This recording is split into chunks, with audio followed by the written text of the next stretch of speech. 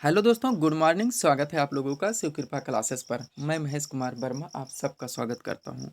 दोस्तों, ये वीडियो हमारा उत्तर प्रदेश पुलिस कांस्टेबल परीक्षा 2022-23 का टेस्ट सीरीज नंबर 17 है, जिसमें हम लोग सामान्य ज्ञान यानी जीके के महत्वपूर्ण प्रश्नों को कवर करेंगे और देखेंगे कि यहाँ से हमारे कितने क्वेश्चन सही हो रहे हैं। दोस्तों, ये सारे टेस्ट सीरीज हमारे आपके उत्तर प्रदेश पुलिस कांस्टेबल परीक्षा के सिलेबस की रिकॉर्डिंग बनाए जा रहे हैं, तो आप लोग इन्हें कॉन्सेंट्रेट होकर सॉल्व करें। क्वेश्चंस कम सही होने पर पुनः टेस्ट सीरीज का रिवीजन करें, ताकि होने वाली उत्तर प्रदेश पुलिस कांस्टेबल की रिटर्न परीक्षा के लिए आप लोग पूर्ण रूप से प्रिपेयर रहें। एक बात और दोस्तों, कल एसएससी जीडी 2021 का फाइनल रिजल्ट जारी किया गया है। दोस्तों, हम लोग समझ सकते हैं, जिस दिन हमारे एग्ज़ाम का कोई भी फाइनल रिजल्ट जारी किया था और उसमें हमें सिलेक्शन मिल जाता है, तो हमें व हमसे होने वाले जितने लोगों को उम्मीद होती हैं, उन्हें कितनी खुशी मिलती है।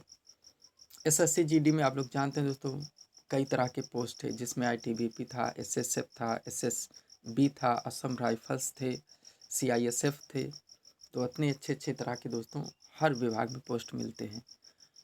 ठीक इसी तरह दोस्तों, आप लोग भी उत्तर प्रदेश पुलिस कांस्टेबल परीक्षा की डेट को लेकर डिमोटिवेट नहीं रहना है। इसका भी दोस्तों जल्द ही आवेदन आएगा, हम लोग फार्म अप्लाई करेंगे और किसी दिन दोस्तों इसका भी फाइनल रिजल्ट जारी किया जाएगा। तो दोस्तों, आप लोग जितना ज़रूरी उत्तर प्रदेश पुलिस कांस्टेबल के आवेदन का हम लोगों को इंतज़ार है, दोस्तों उतना ही ज़रूरी इसकी एक अच्छी प्रिपरेशन की भी है। तो दोस्तों, आप लोग इसके वैकेंसी के बारे में तो इंतज़ार कर ही रहे हैं, ठीक है दोस्तों, लेकिन एक अच्छी खासी प्रिपरेशन भी साथ में चलनी ज़रूरी है, जो हमें सिलेक्शन तक पहुंचा सके। कुछ ऐसा हम लोगों को करना है दोस्तों तैयारी के दौरान, कि जैसे हम लोग आवेदन करते हैं उसमें हमारा नाम होता है, प्रवेश पत्र में हमारा नाम होता है, उसी तरह से सिलेक्शन लिस्ट में भी हमारा नाम हो। तो चलिए दोस्तों, क्वेश्चन नंबर 1 को सॉल्व करना हम लोग शुरू करते हैं। प्रश्न है दोस्तों, टेस्ट सीरीज से पहले हम ये स्ट्रेटजी और सिलेबस का वीडियो बना दिए हैं उत्तर प्रदेश पुलिस कांस्टेबल का। हो सके तो सिलेबस को आप लोग नोट डाउन कर लीजिए, क्योंकि दोस्तों ये आपको मालूम रहे कि हम कब कौन से टॉपिक से प्रश्नों को कवर कर रहे हैं और हमारी प्रिपरेशन अब कहाँ पर है। क्वेश्चन है दोस्तों, उत्तर प्रदेश में सरसों की किस्म किस मौसम की उपज है।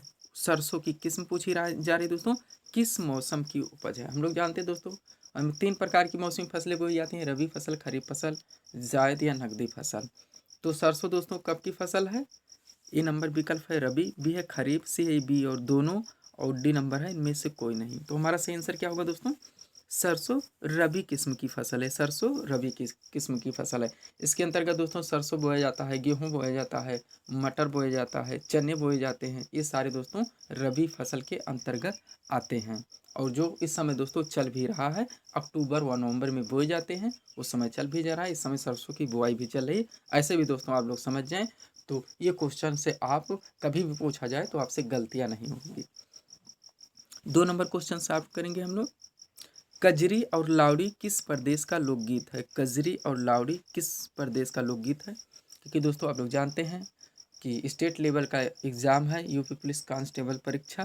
तो इसमें दोस्तों स्टेट लेवल से जितने भी क्वेश्चन बनते हैं, चाहे वो संस्कृति से हो, कल्चर से हो, या दोस्तों आपके यूपी स्पेशल से किसी भी दोस्तों क्षेत्र से हो, करंट से लेकर हम लोगों को पूरी तरह से कवर करने हैं, क्योंकि दोस्तों यहाँ से 10 से 12 नंबर हमारे बनते हैं।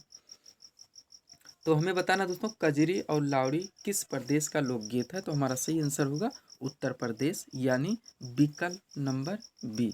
दोस्तों, कजरी और लावड़ी लोक नृत्य पारंपरिक रूप से उत्तर प्रदेश में दोस्तों आयोजित किए जाते हैं, या बनारस, मिर्ज़ापुर, मथुरा, इलाहाबाद आदि क्षेत्रों में किए जाते हैं। नेक्स्ट देखेंगे क्वेश्चन नंबर 3 को। पंचशील समझौता किन दो देशों के मध्य हुआ। वेरी इंपॉर्टेंट क्वेश्चन है दोस्तों।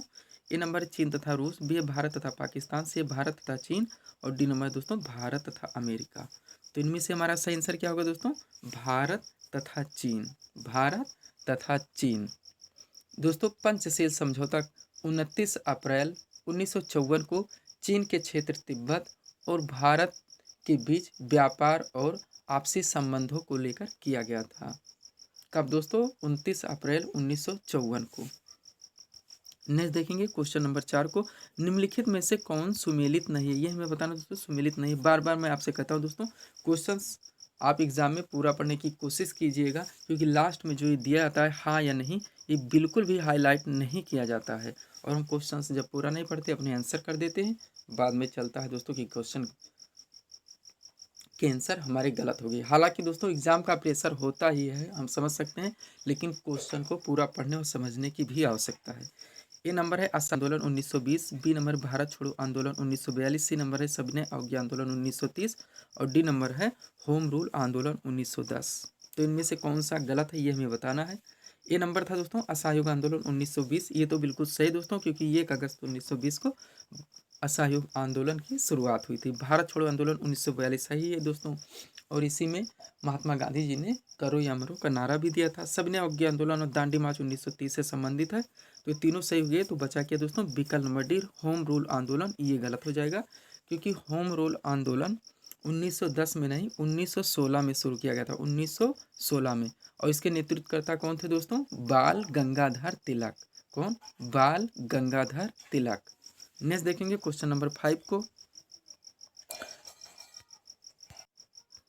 क्वेश्चन नंबर 5 है हमारा, सोमनाथ मंदिर को किस मुस्लिम आक्रमणकारी ने लूटा। सोमनाथ मंदिर को किस मुस्लिम आक्रमणकारी ने लूटा। ए नंबर है मोहम्मद बिन कासिम, बी है महमूद गजनबी, सी नंबर है मोहम्मद गोरी और डी नंबर है तैमूर लंग। बार बार पूछा गया क्वेश्चन है दोस्तों। तो सोमनाथ मंदिर को किस मुस्लिम आक्रमणकारी ने लूटा था, महमूद गजनबी ने। डेट पूछा था दोस्तों ईस्वी, तो 1025 ईस्वी में, 1025 ईस्वी में। नेक्स्ट देखेंगे 6 नंबर क्वेश्चन, भारत में पंचायती राज। दोस्तों क्वेश्चन अभी हम टेस्ट सीरीज से इसलिए नहीं हटा रहे हैं क्योंकि यहाँ से कई क्वेश्चन बनते हैं और पंचायती राज से क्वेश्चन पूछा ही जाता है। तो पंचायती राज कब प्रारंभ हुआ ये हमें बताना है। 6 नंबर क्वेश्चन में ए नंबर है 1958, बी है 1959, सी 1960 और डी है 1962। चलिए दोस्तों थोड़ा सा इस बारे में हम लोग बेसिक बात करते हैं, फिर अपने आंसर देंगे। दोस्तों संविधान के अनुच्छेद 40, कौन से अनुच्छेद 40, जिसमें डीपीएसपी यानी direct principle of state policy राज्य के नीति निर्देशों का वर्णन है, अनुच्छेद 36 से लेकर अनुच्छेद 51 में। उसी में दोस्तों अनुच्छेद 40 में पंचायती राज का वर्णन किया गया है। बार बार पूछा था किस अनुच्छेद में, तो अनुच्छेद 40 में। ये हो गया हमारा पहला क्वेश्चन। दूसरा क्वेश्चन दोस्तों, 1958 ईस्वी में राष्ट्रीय विकास परिषद ने बलवंत राय मेहता समिति का लोकतांत्रिक केंद्र। दोस्तों बलवंत राय मेहता समिति से जुड़ा हुआ है हमारा पंचायती राज, हम लोग जानते हैं, बार बार पूछा गया क्वेश्चन है। इन्होंने ही त्रिस्तरीय पंचायती राज का सुझाव भी दिया था, जिसमें ग्राम पंचायत, क्षेत्र पंचायत या ब्लॉक और एक था जिला पंचायत। अब चलते हैं दोस्तों क्वेश्चन के आंसर पर। ये दोनों हमारे हुए दोस्तों। पंचायती राज आरंभ 2 अक्टूबर 1959 ईस्वी को पंडित जवाहरलाल नेहरू ने कहाँ पे, सर्वप्रथम राजस्थान के नागौर जिले से लोकतांत्रिक विकेंद्रीकरण की योजना को प्रारंभ किया। इसे ही पंचायती राज कहा जाता है। कब दोस्तों, 2 अक्टूबर 1959 ईस्वी को, यानी हमारा आंसर बनेगा यहाँ पे विकल्प नंबर बी 1959। डेट पूछा जाए तो 2 अक्टूबर। सर्वप्रथम कहाँ पे, राजस्थान में। राजस्थान में भी दोस्तों और डीप ली जाए तो नागौर जिले में। एक क्वेश्चन और यहाँ से बनता है दोस्तों, ध्यान से सुनिएगा। 73वां संविधान संशोधन पंचायती राज से जुड़ा हुआ है। कौन सा, 73वां संविधान संशोधन। 7 नंबर क्वेश्चन देखेंगे, भारत में पहली रेल कब चली। बिल्कुल फैक्चुअल क्वेश्चन है दोस्तों, इसमें बिल्कुल भी समय नहीं लेंगे। भारत में पहली रेल 16 अप्रैल 1853 को चली थी। मुंबई से थाने के बीच में चलाई गई थी। कहाँ, मुंबई से थाने के बीच में, मात्र 34 किलोमीटर की दूरी पे। नेक्स्ट देखेंगे 8 नंबर क्वेश्चन, संविधान में शिक्षा को किस अनुसूची में रखा गया, ये पूछा रहा है। तो संविधान के दोस्तों अनुसूची 7 में राज्यों के शक्तियों के बंटवारे का वर्णन है, जिसमें संघ सूची, राज सूची, समवर्ती सूची और अवशिष्ट शक्तियाँ दी गई हैं। अब इसमें दोस्तों जो संघ सूची है उस पर कानून बनाने का अधिकार संसद को है। राज्य की सूची पर कानून बनाने का अधिकार राज्य की विधानसभा को है। समवर्ती सूची में संसद व राज्य की विधानसभा दोनों कानून बना सकते हैं, लेकिन अगर दोनों के बीच में मतभेद उत्पन्न होता है तो संसद द्वारा बनाया गया कानून मान्य होगा। चलिए दोस्तों अब हम लोग इसका आंसर करते हैं कि हमारा जो शिक्षा है ये कौन सी सूची में है, तो ये समवर्ती सूची में है। किसमें, समवर्ती सूची में। इसका मतलब हुआ दोस्तों कि इस पर संसद व राज्य की विधानसभा दोनों कानून बना सकते हैं, लेकिन अगर दोनों के बीच में मतभेद उत्पन्न होता है तो संसद द्वारा बनाया गया कानून मान्य होगा। नेक्स्ट देखेंगे 9 नंबर क्वेश्चन, वाष्पोत्सर्जन में क्या होता है। वाष्पोत्सर्जन में क्या होता है।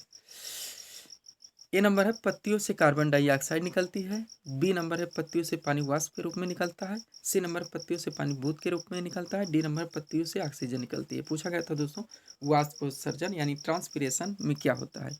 तो डी नंबर है दोस्तों पत्तियों से ऑक्सीजन निकलती है। तो वाष्पोत्सर्जन में थोड़ी ऑक्सीजन निकलेगी। ऑक्सीजन तो दोस्तों प्रकाश संश्लेषण की क्रिया के दौरान निकलता है। तो इसे कॉमन सेंस लगाएंगे तो डी तो तुरंत हट जाएगा। अब बचा दोस्तों वाष्पोत्सर्जन की क्रिया हो रही है तो पत्तियों से पानी बूंद के रूप में थोड़ी निकलेगा। संघनन हो रहा है, वाष्पोत्सर्जन हो रहा है तो वाष्प ही बनेगा दोस्तों ना। तो सी भी हमारा कट जाएगा और ये भी कट जाएगा क्योंकि कार्बन डाइऑक्साइड थोड़ी निकलेगी वाष्पोत्सर्जन में। बच गया दोस्तों विकल्प नंबर बी जो कि हमारा आंसर होगा। वाष्पोत्सर्जन यानी ट्रांसपीरेशन की क्रिया में पत्तियों से पानी वाष्प के रूप में ही निकलेगा तभी तो संघनन होगा। नहीं देखेंगे 10 नंबर क्वेश्चन। स्वराज पार्टी के संस्थापक थे। पूछा गया दोस्तों। ए है मोतीलाल नेहरू, बी चित्तरंजन दास, सी है केवल ये और डी नंबर है ये और बी दोनों। तो सही आंसर क्या होगा दोस्तों।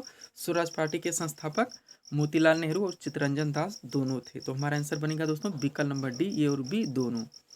सब्सक्राइब करें दोस्तों हमारे चैनल शिव कृपा क्लासेस को इसी तरह की वीडियोस के लिए। दोस्तों अगर आप उत्तर प्रदेश पुलिस कांस्टेबल की एक दोस्तों अच्छी व सटीक तैयारी प्रिपरेशन चाहते हैं तो आप हमारे चैनल शिव कृपा क्लासेस से जुड़े चैनल को सब्सक्राइब करें ताकि हमारे द्वारा दी जाने वाली सभी वीडियोस आप क्रम से सबसे पहले देख सकें।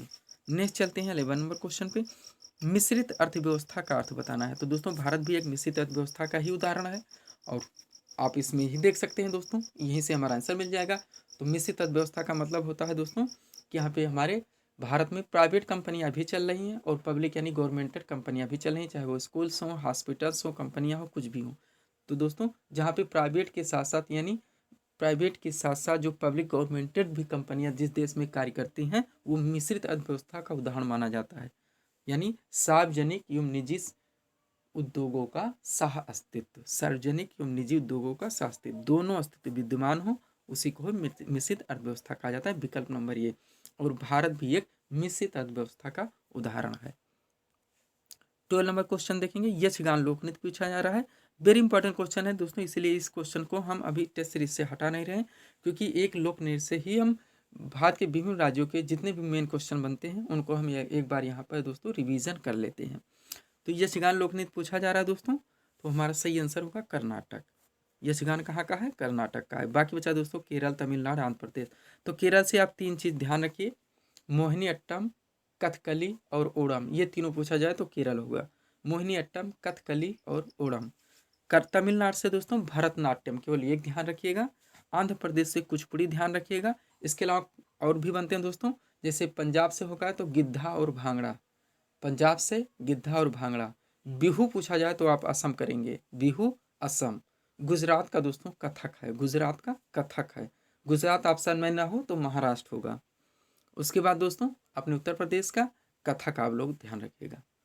यहीं से क्वेश्चंस आपके मिल जाएंगे। 30 नंबर क्वेश्चन। अर्थव्यवस्था के प्राथमिक क्षेत्रों में शामिल किए जाते हैं। तो प्राथमिक क्षेत्र में कौन कौन शामिल होते हैं दोस्तों। एक प्राथमिक है, एक द्वितीयक है, एक तृतीयक है। प्राथमिक में दोस्तों जहाँ से कच्चे माल मिलते हैं या दोस्तों खेती से जुड़ा हुआ जो चीज़ मतलब प्रोडक्शन उत्पादन होता है उससे दोस्तों हम लोग प्राथमिक क्षेत्र में रखते हैं। द्वितीय क्षेत्र में दोस्तों निर्माण व विनिर्माण कच्चे माल को दोस्तों दूसरे रूप में जब परिवर्तित किया जाता है वो द्वितीयक में आते हैं। तृतीयक में दोस्तों सेवाएं आती हैं, जैसे बैंकिंग सेवा हो गई, हमारी रेलवे सेवा हो गई, ये सब सेवाओं के अंतर्गत आते हैं। तो हमारा आंसर क्या बनेगा दोस्तों। अर्थव्यवस्था के प्राथमिक क्षेत्रों में शामिल किए जाते हैं उत्खनन, कृषि, खनन, मत्स्यन भी जुड़ेगा दोस्तों, ध्यान रखिएगा।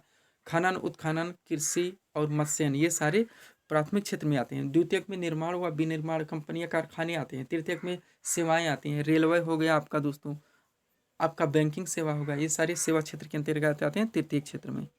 नेक्स्ट देखेंगे 14 नंबर क्वेश्चन। पानीपत का तृतीय युद्ध बताना है दोस्तों।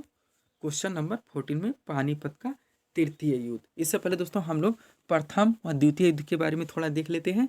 दोस्तों पानीपत का प्रथम युद्ध हुआ था 1526 ईस्वी में बाबर और इब्राहिम लोदी के बीच में। तृतीय युद्ध पूछा गया दोस्तों, लेकिन हम तीनों युद्ध को यहाँ देख लेंगे। तो पानीपत का प्रथम युद्ध हुआ था 1526 ईस्वी में बाबर व इब्राहिम लोदी के बीच में। द्वितीय युद्ध दोस्तों 1556 ईस्वी में अकबर और हेमू के बीच में। द्वितीय युद्ध 1556 ईस्वी में अकबर और हेमू के बीच में। अब चलते हैं तृतीय युद्ध में।